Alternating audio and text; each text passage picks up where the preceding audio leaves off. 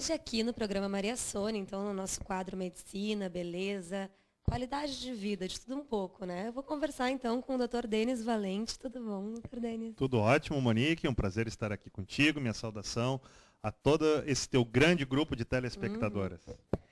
O agradecimento é meu e com certeza de quem está nos assistindo que adora saber mais novidades sobre principalmente as técnicas de beleza que hoje em dia estão bem mais facilitadas e que tanto homens quanto mulheres podem sempre ficar mais jovens, atraentes, mais bonitos também. E como no programa passado nós falamos mais da parte facial, para quem não viu, também vai ter chance de ver no YouTube, que os vídeos ficam postados lá. Hoje, então, nós vamos partir para a parte corporal. Então, um assunto que é muito pedido, apesar de ser, a gente já ter falado disso algumas vezes, mas que as mulheres enlouquecem, é o famoso silicone na área dos seios, né? Então, eu queria que tu explicasse um pouco para nós, Denis, qual, hoje em dia, as vantagens, as facilidades que tem, o que mudou de um tempo para cá, o que facilitou na prótese mamária.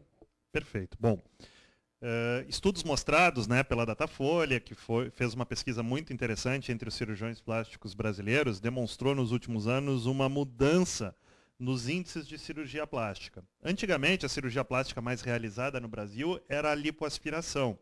Atualmente, a cirurgia plástica mais realizada é o aumento mamário, a cirurgia para a gente implantar o silicone, né?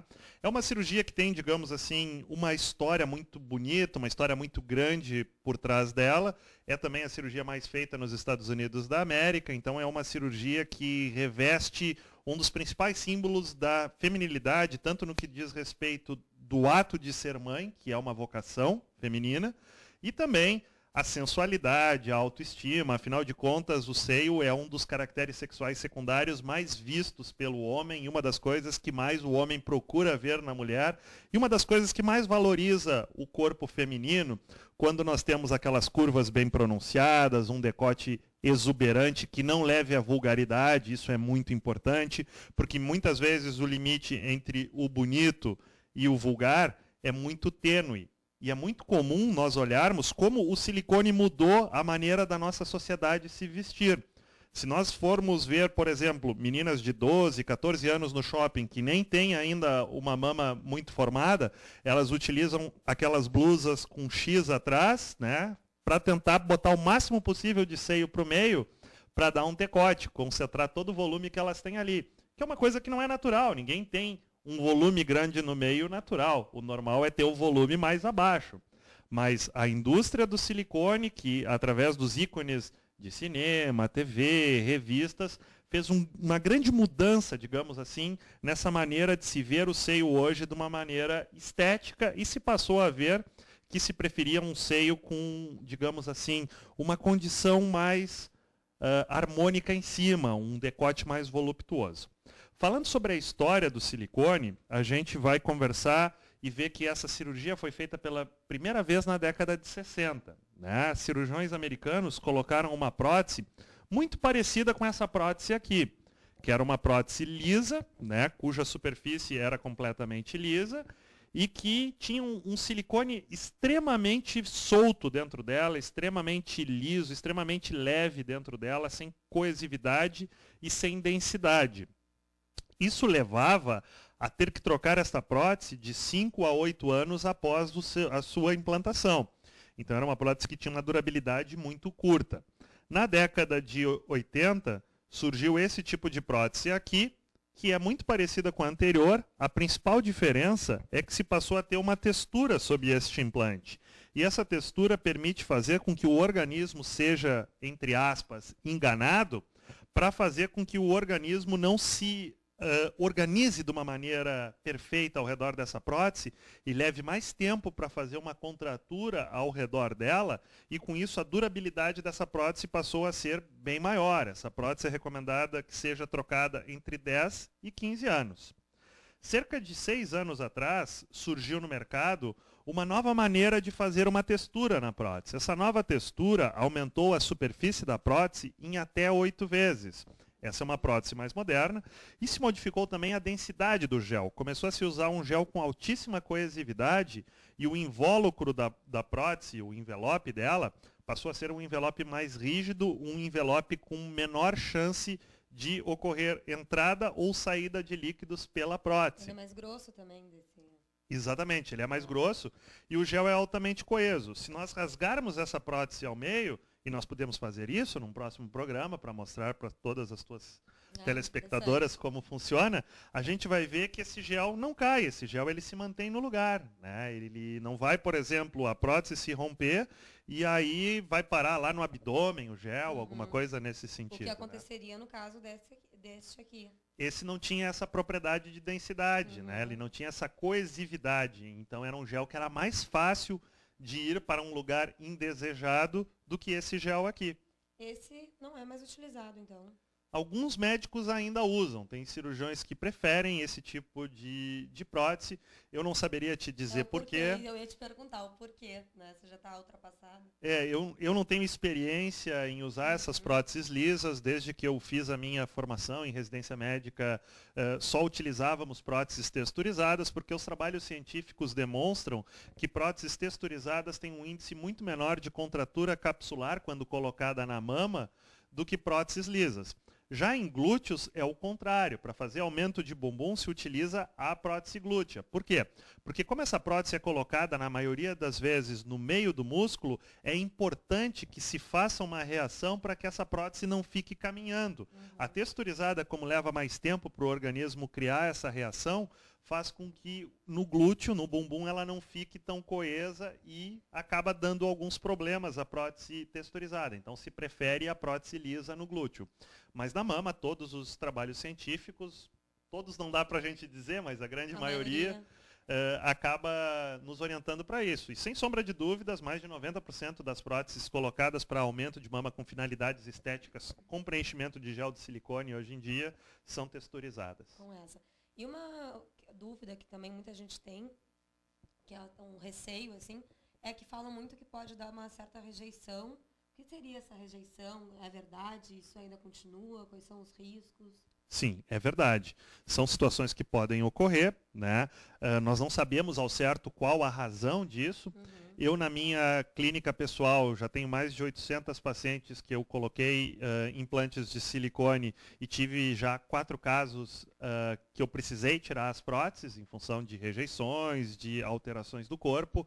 É uma coisa que realmente a gente não tem muito como saber por que acontece, mas enfim...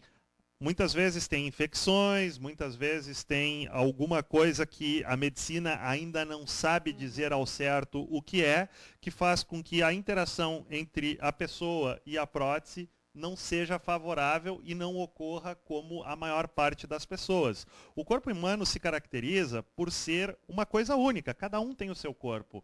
Por mais que as cadeias de DNA sejam muito parecidas, cada um tem as suas características próprias. Então a gente não tem como generalizar e como garantir, olha, vamos colocar uma prótese de silicone e tudo vai ficar bem.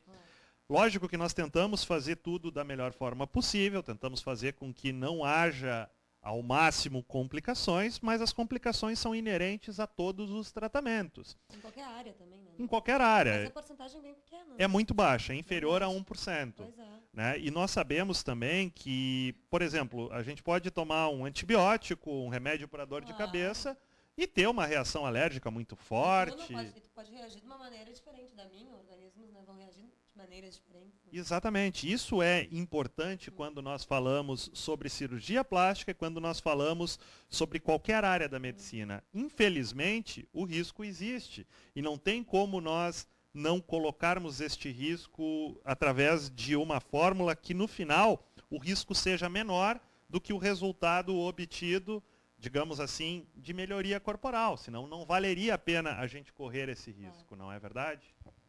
Outra coisa, Denis, que é bem que hoje em dia, como tu estava falando mesmo, que as adolescentes, pré-adolescentes até, na minha época, essa idade eu brincava de boneca, hoje em dia elas estão usando sutiã com bojo para ficar mais saliente. Qual é a idade que é aconselhável? A pessoa pode colocar a idade mínima que pode colocar uma prótese de silicone? Certo. A menina que eu coloquei com menor idade tinha 14 anos e a que eu coloquei com mais idade tinha 77. É muito interessante isso, porque o que acontece? Em termos de literatura médica, o recomendado é que a partir de 3 anos da estabilidade da menstruação, nós já temos mais de 90% da glândula mamária bem produzida e, digamos assim, bem desenvolvida. Então, a partir de 3 anos da estabilidade menstrual, nós já podemos, em alguns casos, colocar implantes de silicone.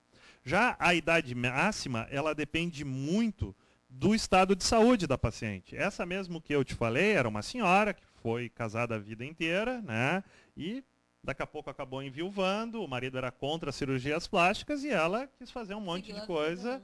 Exato, isso é muito legal, é uma maneira, né, de realizar sonhos que as pessoas acabam tendo e ficamos muito felizes em ver que as pessoas buscam isso. Então, o principal limite não é a idade, mas sim o estado de saúde. Se tu está com 70 e poucos anos com uma saúde boa, e isso nós vemos através de exames complementares que nós realizamos antes da cirurgia, nós podemos indicar com muita segurança um procedimento assim, porque nós sabemos que o risco de algo dar errado é menor do que o risco da cirurgia dar certo. Lógico que tem o risco e não temos como fugir disso, mas procuramos sempre dar o que tem de melhor.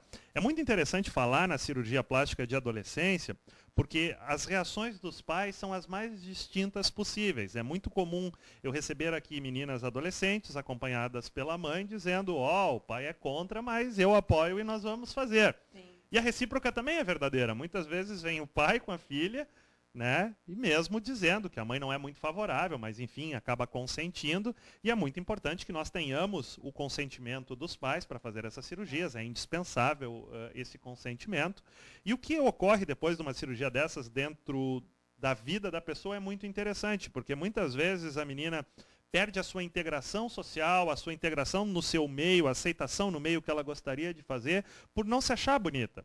Não são poucos centímetros no seio dela que vão mudar, digamos assim, a estética dela de uma maneira absurda. Mas... a cabecinha muda. Exatamente, Monique. E isso é impressionante, porque o que eu já recebi aqui de pais e mães chorando de felicidade, dizendo, poxa, que bom que isso aconteceu, a minha filha mudou muito, melhorou muito, enfim. Sim. Isso é muito gratificante. E também ocorrem algumas coisas interessantes com essas meninas. Uma vez, por exemplo, eu recebi uma menina que eu tinha colocado a prótese com 15 anos, e aí a mãe dela veio reclamar que ela tinha tomado 2 advertências na escola porque ela estava indo com as amigas para o banheiro para mostrar o seio para as amigas, né? Que as amigas todas estavam curiosas para ver como era um seio siliconado. Então, ocorre esse tipo de coisa, né?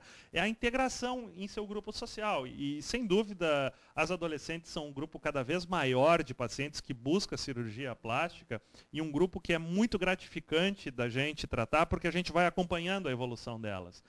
Eu tenho pacientes que eu operei 5, 6 anos atrás de uma coisa e vem mais adiante fazer outras. Já tive a oportunidade de ver várias pacientes que eu coloquei silicone terem a gestação, depois